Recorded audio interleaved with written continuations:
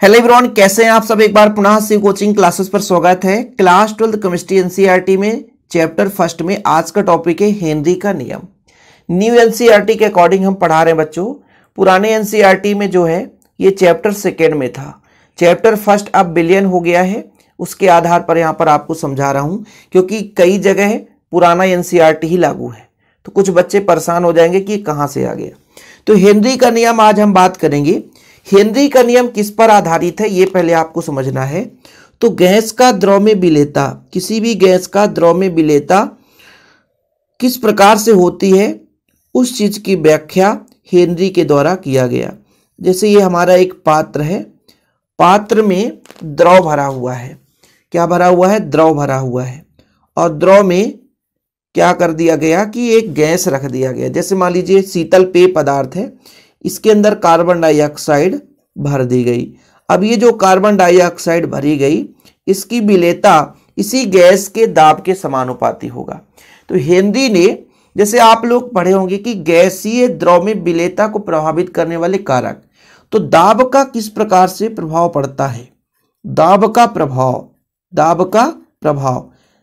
किस पर प्रभाव? गैस का द्रव में विलेयता, गैस का या द्रव में विलेयता, यानी गैस किसी द्रव में कितना विलेय है वो किस पर डिपेंड करता है? दाब पर डिपेंड करता है। तो इसी चीज का अध्ययन कर रहे थे हेनरी साहब, और सन 1830 में गैसों की द्रव में विलेयता से संबंधित एक नियम दे दिया, जिसे हम बोलते हैं हेनरी का नियम।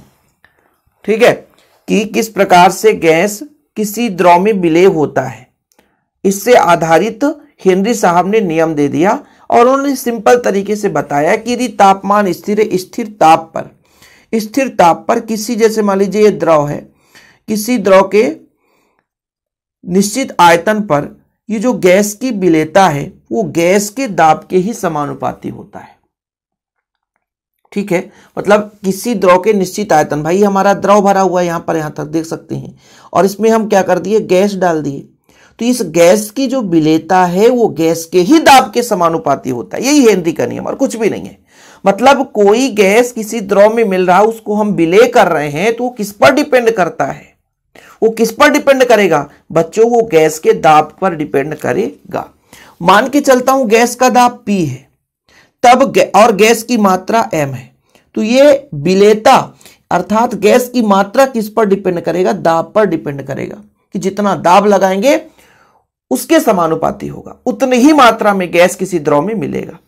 अब सब समानुपाती हटाते हैं तो एक नियतांक लगता है, जिसे हेनरी नियतांक के नाम से जानते हैं। ये हमारा हो गया पूरा का पूरा हेनरी का नियम। देखिए, सन 1803 में गैसों की द्रव में विलेयता पर दाब के प्रभाव का मात्रात्मक अध्ययन हेनरी के द्वारा किया गया, जिसे हेनरी का नियम कहते हैं। अब ऑब्जेक्टिव में ऐसा क्वेश्चन पूछ दिया जाएगा ना कि हेनरी का नियम किससे संबंधित है? गैसों की द्रव में विलेयता से संबंधित है। गैसों की द्रव में विलेयता से संबंधित है। ठीक है, क्वेश्चन ऐसे आ गया कि कोई भी गैस द्रव में विलेय होता है, किस नियम पर आधारित होगा? तो ये हेनरी के नियम पर आधारित होगा। क्वेश्चन ऐसा भी आ सकता है, गैस किसी द्रव में गैस की विलेयता दाब के बिंदी बिंदी होता है, रिक्त स्थान होता है, तो समानुपाती होता है। तो क्वेश्चन कैसे भी तोड़ मड़ोड़ करके दे देता है, ये उसी को समझ में आता है जब जो बेसिक से पढ़ के चलता है। तो स्थिर आयतन पर किसी द्रव के निश्चित आयतन में गैस की जो विलेयता है, यानी गैस कितना मात्रा में विलेय हो रहा मिल रहा है, वो द्रव पर गैस के लगाए गए दाब के समानुपाती होता है। यानी गैस द्वारा कितना दाब लगाया जाता है उस पर डिपेंड करता है। जैसे हमने कहा कि m जो है गैस की मात्रा है, P उसका दाब है, तो m समानुपाती P समानुपाती हटाते हैं तो एक हेनरी नियतांक लग जाता है। एक सिस्टमेटिक आपको ये क्यों मैं प्रोवाइड कर रहा हूं, ताकि कोई बच्चे यदि नोट्स भी तैयार करे तो बिल्कुल तैयारी कर सकता है। वैसे यदि किसी को नोट्स, हमारा नोट्स लेना है तो 100 रुपीज चार्ज है। कांटेक्ट नंबर है 9685299149। बच्चों प्रॉपर रूप से आपको नोट्स दिए जाते हैं, इस नंबर पर आप कांटेक्ट कर सकते हैं। 9685299149 मेरा पर्सनल नंबर, व्हाट्सअप कर सकते हैं। एक छोटा सा अमाउंट लगता है, लेकिन प्रॉपर रूप से आपको हैंड रिटन नोट्स दिए जाते हैं। ठीक है, तो आप लोग इसको विधिवत लिखते भी चलें। ठीक, यहां तक क्लियर है। जहां पे m क्या है? इकाई आयतन में गैस का द्रव्यमान है, KH क्या है? हेनरी स्थिरांक है, और P क्या है? विलायक पर गैस द्वारा लगाया गया दाब है। यहां तक क्लियर बच्चों? थोड़ा सा और इसकी हम कुछ बेसिक जानकारी के बारे में बात कर लेते हैं कि हेनरी साहब जब इस नियम का प्रतिपादन किए उसी समय में डाल्टन ने भी यही निष्कर्ष बताया था। मतलब कभी कभी क्वेश्चन पूछ दिया जाए कि हेनरी के समान कौन ऐसे रसायनक थे जो कि हेनरी के नियम से संबंधित नियम दिए थे, तो उन्होंने भाई डाल्टन साहब का नाम ले लेना, डाल्टन साहब उनका राइट आंसर हो जाएगा। उन्होंने भी बताया था कि एक निश्चित दिए गए ताप पर किसी द्रव के साथ साम्य अवस्था पर उपस्थित गैस के मिश्रण में प्रत्येक गैस की विलेयता उसके आंशिक दाब के समानुपाती, वो सेम वही बताया था उन्होंने।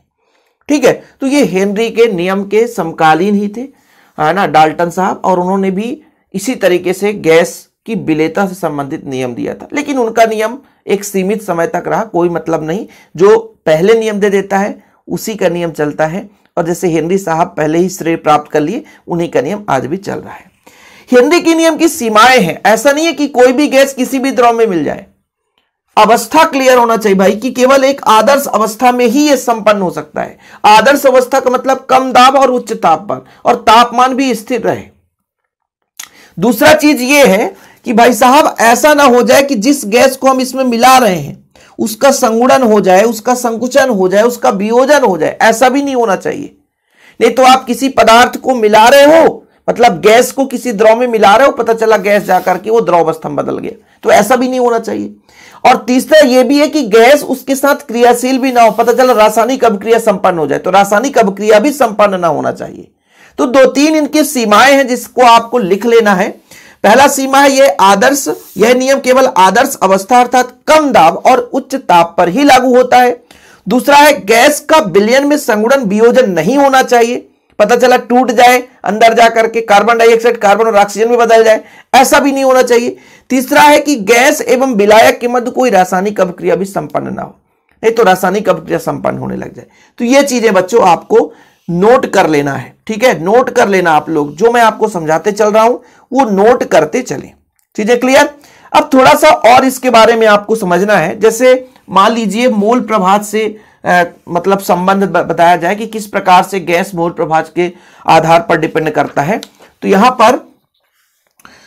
पर आप लोग देखिएगा, जैसे मान के चलता हूं कि हमारे पास एक गैस है जिस घटक का नाम हम ए दे देते हैं, ये गैस ही है, ठीक है, और इसका दाब क्या है, पीए है, तब इसकी विलेयता मोल प्रभाज के समानुपाती होगा।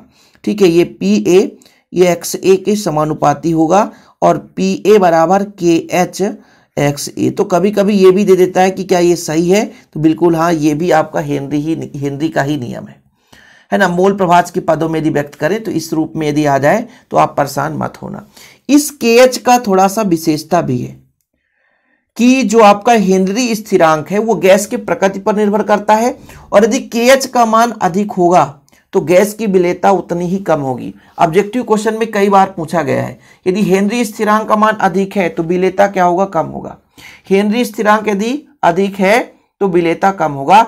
दूसरा चीज ये भी है कि यदि ताप बढ़ा दें, ताप बढ़ाएंगे तो विलेयता क्या हो जाएगी, कम हो जाएगी।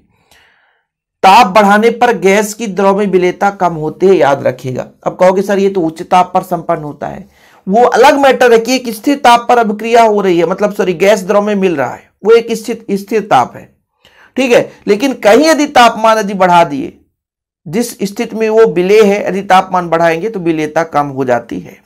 इसके कई सारे अनुप्रयोग हैं जो कि एग्जाम में कभी कभी पूछा जाता है।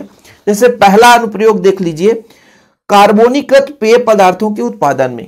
अब ये कहां देखने को मिलेगा, गर्मी के दिनों में शीतल पेय पदार्थ, स्प्राइट हो गया, कोका कोला हो गया, ऐसे कई सारे आप लोग मतलब जो विभिन्न प्रकार के पेय पदार्थ आते हैं, जैसे फेंटा भी आता है, तो कई किस्म के आते हैं और सब में गैस भरा रहता है और लगातार 2-3 महीने तक रखा रहता है, फिर भी खराब नहीं होता। आप चाहे उसे फ्रिज में रखो चाहे बाहर रखो, वो आपका शीतल पेय पदार्थ खराब नहीं होगा। कब तक नहीं होगा, जब तक उसके अंदर कार्बन डाइऑक्साइड भरा रहता है। वो खराब होने से खाद्य पदार्थ को, यानी वहां पर जो पेय पदार्थ है, खाद्य पदार्थ तो नहीं कर सकते, उसको खराब होने से बचाता है। अब इसको किस आधार पर मिलाया जाता है, हेनरी के नियम के ही आधार पर। जैसे मृदु पेय, सोडा वाटर, बियर जैसे कार्बोनीकृत पेय पदार्थों को बनाते समय कार्बन डाइऑक्साइड की विलेयता बढ़ाने के लिए उच्च दाब का उपयोग किया जाता है। ऊपर से उच्च दाब लगा करके कवर बंद कर दिया जाता है, डाट लगा दिया जाता है।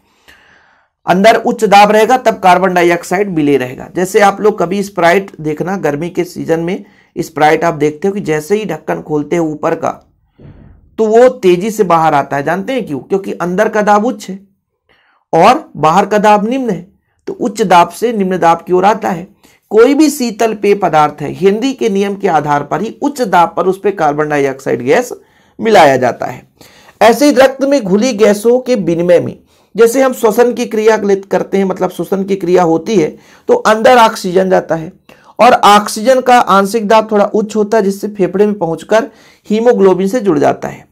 वहीं जब वो हमारे ऊतक तक, मतलब शरीर के विभिन्न भागों तक पहुंचता है, थोड़ा सा दाब कम हो जाता है। जब दाब कम होता है तो ऑक्सीजन मुक्त हो जाता है और वो सक्रियण के लिए उपलब्ध हो जाता है, मतलब जो अभिक्रिया संपन्न होती है। जैसे आपका स्टार्च है, ग्लूकोज में टूटता है, फ्रक्टोज में टूटता है, फिर जो ग्लूकोज है टूटता है, ऑक्सीजन से क्रिया करके कार्बन डाइऑक्साइड ऊर्जा देता है। ग्लूकोज हमारे शरीर के अंदर, जैसे ग्लूकोज फ्रक्टोज है, वो टूटेगा, ऑक्सीजन से ही क्रिया करेगा। तो जो ऑक्सीजन का दाब है उच्च दाब होता है, तो पहले क्या होता है, फेफड़े में जाकर हीमोग्लोबिन के साथ मिलता है और हीमोग्लोबिन के साथ पूरे शरीर में संचरण की क्रिया करता है।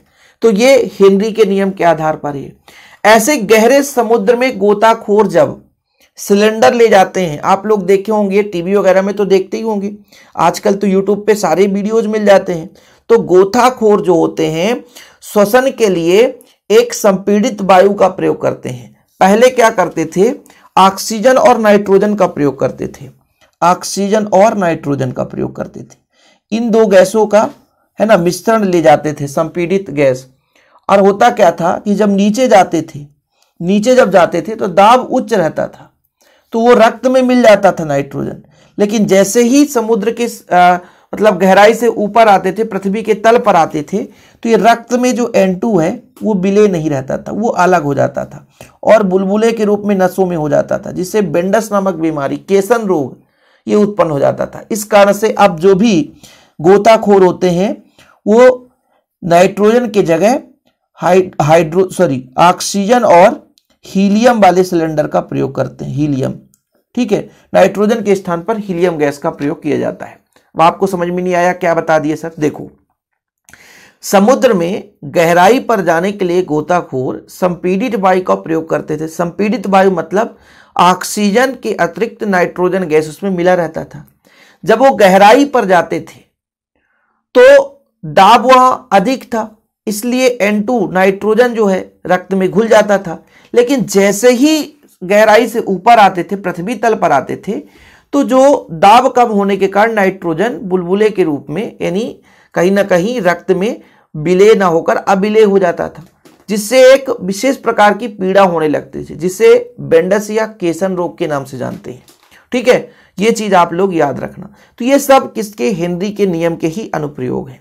ऐसे जलीय जीवन में, जैसे जल में ऑक्सीजन घुला रहता है, वो किस नियम पर आधारित है?